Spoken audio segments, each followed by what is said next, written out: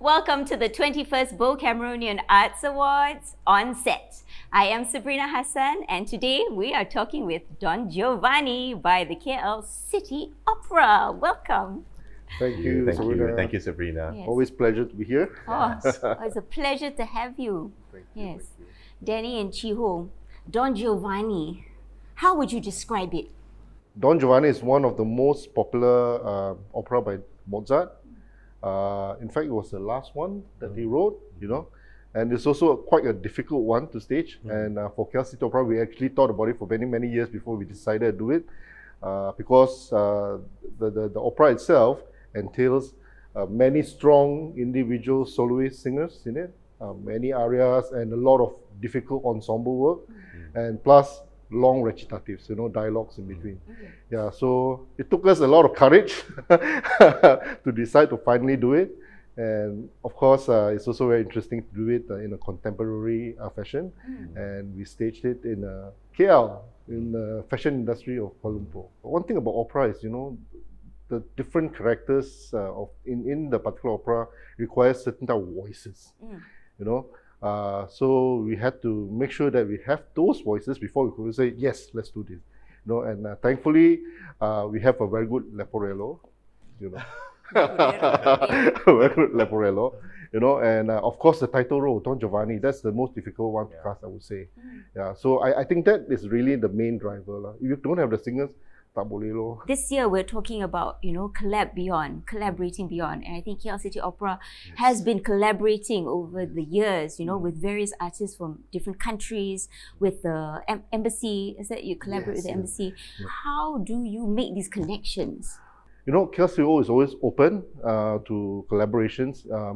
And interestingly, the year before, we had a project with a Singapore director. She's based in Augsburg, Germany.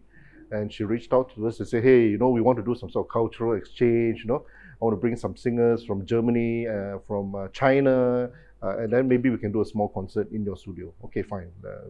We welcome them, and then we did that, and from there on, we kind of then had that connection, which helped actually put together Don Giovanni. Eventually, Heather actually came and directed Don Giovanni itself. We had also some casting gaps, and we require, some foreign talent. So we had Victoria Kim from Korea singing Donna Anna, and then we have Yi Xiao, but he's actually based in KL. He's a Chinese studying in UCSI, doing his doctorate. So he's singing the title role. So through those kind of connection, we are able to, then tap into our own global network. Yeah. Chiho, how was it for you? It's been a really, really fun production, and I always tell people, Leporello, the role, has always been one of my dream roles. Very seldom you get to be cast in a role that really fits your voice. Singing teacher always says that one day, if you ever get the chance to sing Leporello, you must grab it. Yeah, because this is you. And I said, really? But I'm not that funny, and I'm not that, I'm quite serious, And he said, no, but good for your voice. And I said, I've always thought that, please, do it. And then character is actually it's funny, you're like the sidekick to the main character. And, but it also challenges me, like there's the way that Heather wants to set it, it's kind of very provocative as well. There's some very, very interesting things that she wants us to do. And so that took really quite a lot of courage to do that. So, but in the process, you grow. And I think that it was very fun. And I think I really wouldn't have been able to do this without my cast members, the entire team, It's not only just the role itself, but it takes the effort from the teamwork and the chemistry from all the cast members to help me to bring out that character. So yeah, and I love working with Yi Xiao, because he and I, we really help each other, to work. We spend a lot of time together on the scenes. So I think it's really, really credit to him and to everyone else who helped me. But in terms of you yourself, your personal preparation, what was that like? I think you have to be what Heather wanted this set Leporello as a kind of like, he is a little bit he's quite a complex character. He's funny, at the same time, he has this torn between doing the right thing and also, rebelling against his master. And at the same time, he has his own needs as well, and he is a bit naughty as well, a bit nakal, So, and Heather wanted me to play that, and of course, the nakal bit, is like how far you want to take it. And I said, okay. And we tried different things, and the final result was like, whoa, you really want me to go there? And okay, so it was a lot of rehearsal time, and then and I'm glad I did it. It's really very interesting to play, very fun to play too. When you say opera and Chiho, it kind of goes together. So, it's like he's synonymous with the genre, right? And so for you to say that, this character was difficult for you, and challenging for you. Yeah, not necessarily vocally, but I think in terms of playing it, and making it unique. Every character is unique, but I think he provides kind of like comedic relief as well. There's quite funny moments. I spent quite a lot of time like playing with curtains on the table, under the table. He had to sing the whole first scene underneath the table, and then he had to do a roll. I've never roll. I had to roll, and I'm like, I'm no longer young, I had to really more roll. Okay, so physical theatre. I think when you were younger, I think physical theatre is quite fun to do. But as you get older, like I say, okay, wow, after I roll, and then have to sing, and then have to run here, and wow, okay. But yeah, so that kind of like, I remember, okay, I need to really be in better shape for this role. It's not just only singing, but so like I said, different directors have a different vision, have a different concept of how the opera is going to be. So I think with Heather, it's great because I think she was very, she pushes the boundaries, to what is, yes.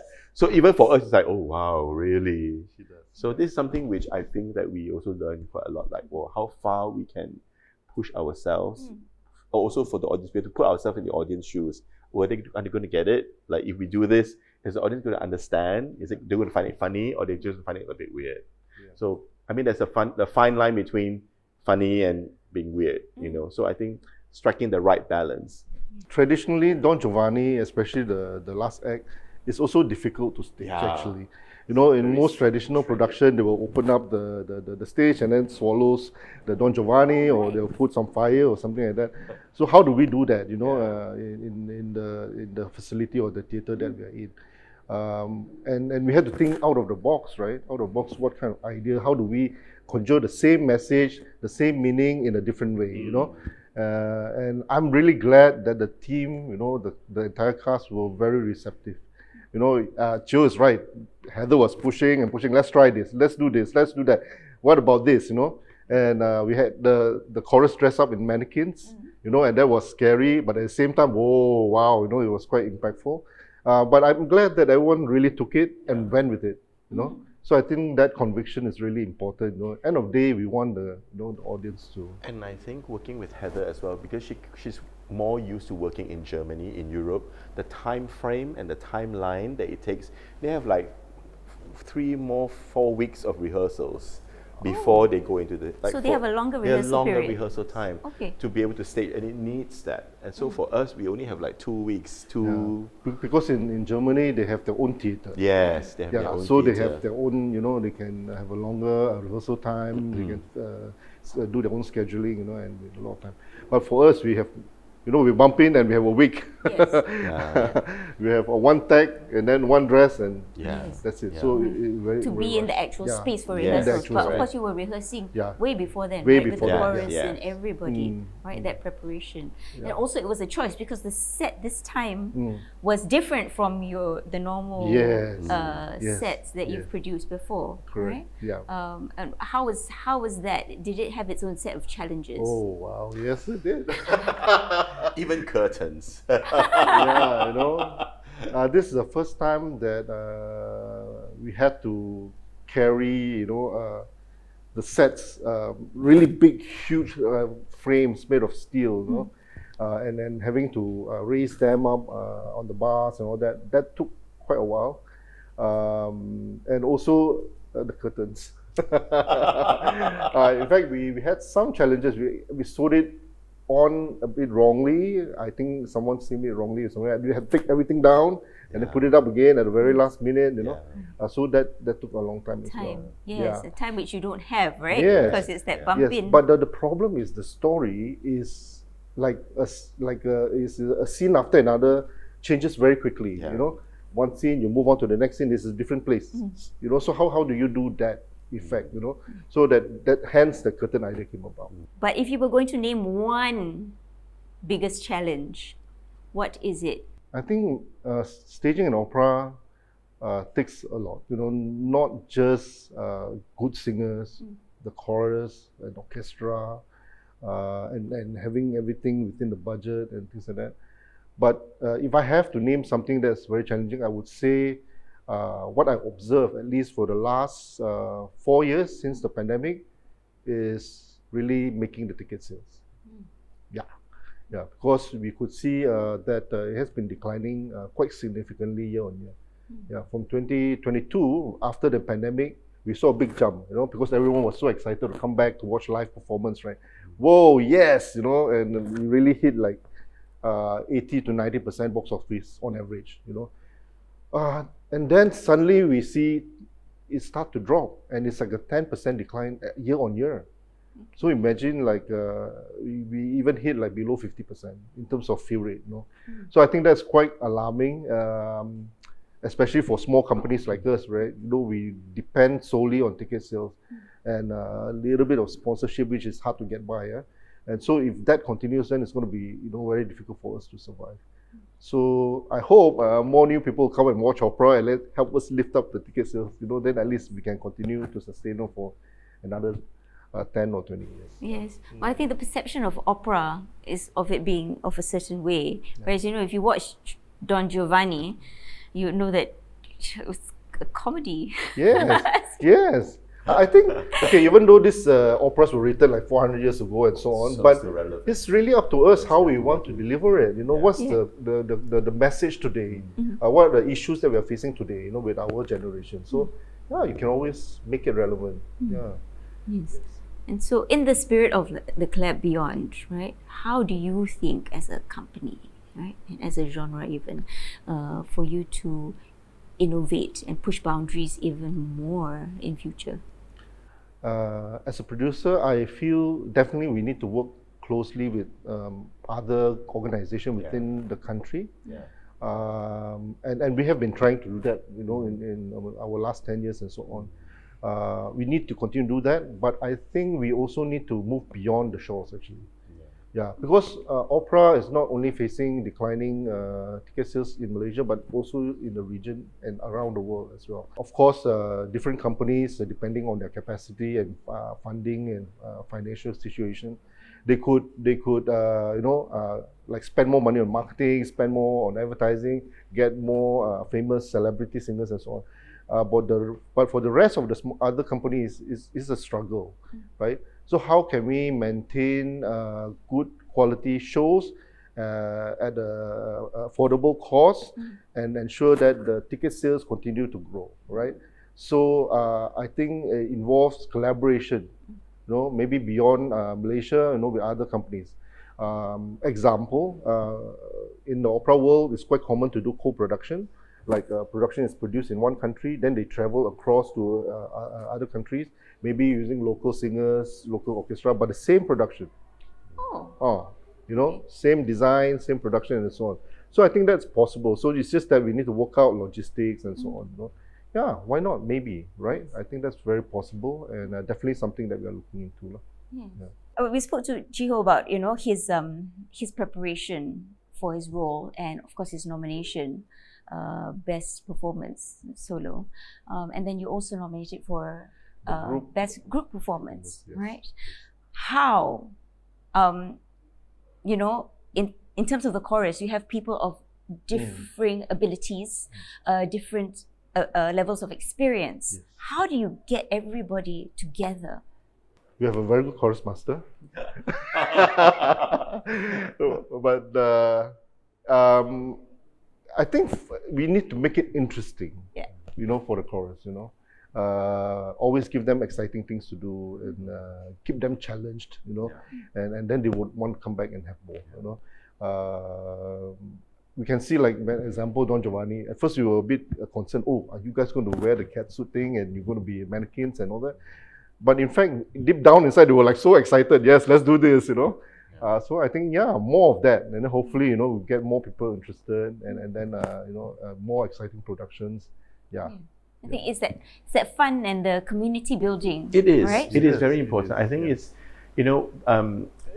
the chorus are all mainly amateur singers. They all have day jobs. And for once a week, they come into a welcoming space and they make magic together. We give them an opportunity to explore, like they learn a work. Of course, the first part isn't so interesting. Learning the music. It's interesting, but it's learning the music. Yeah.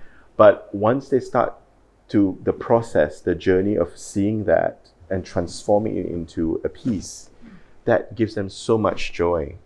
And it reminds us why we do what we do. This is ordinary people who have ordinary lives, but for a period in time, once a year, twice a year, they get to be stars on stage. And they get to be in this creative space and be in the limelight. And I think it's very important for them to see, how far they've come. If they own, and then at the end of the day, they say, "Wow, I can't believe we did that." At the end of the show, that's the satisfaction. Yes. That's why it keeps them coming back for more. And it's not easy, because our rehearsal schedules, sometimes may not be fit to them. They are also very busy people. And currently now we also see that there's so many other opportunities for people to sing as well. So we are also always looking for singers. Yep. And opera is something which may not be for everyone as well.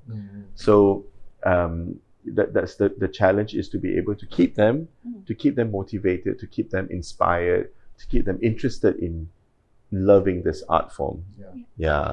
And then growing that, And we have got some members who have been singing for many years. Since we started, many years. Some of them have come only just for 1 year, and but that's fine, Different people come for different reasons. But I think it's, like you say, in the spirit of collaboration, we want to, in the future, I think, hope to be able to work with more choirs, to help them, to invite them to come and sing with us, to have joint collaborative projects, because Malaysia now, you see, one of the great challenges is, like you say, when we talk about ticket sales, that's the beautiful thing. Malaysia, our industry is becoming mature, and so many organizations are also mounting productions, fighting for the same audience. So I think we need to grow our audience as well. Where there's more shows. You open CloudJoy, you open any ticketing. Every week there's especially the music category. The most. So I think instead of we are feeling alone, I think one of the talking about the spirit of collaboration, we should work together with. And I think also it gives us a message to not be complacent. We need to still make sure that we deliver a good product, better and better productions. Work harder and things like that. Thank you, KLCO, for having this platform for people to enjoy opera, to experience opera. Right. Thank you very much. Thank you, Danny. Thank you, Chio, for being with us today. Congratulations on your nomination. Thank you so much. Thank you. And that's a wrap. For On Set today, I'm Sabrina Hassan. I'll see you next time.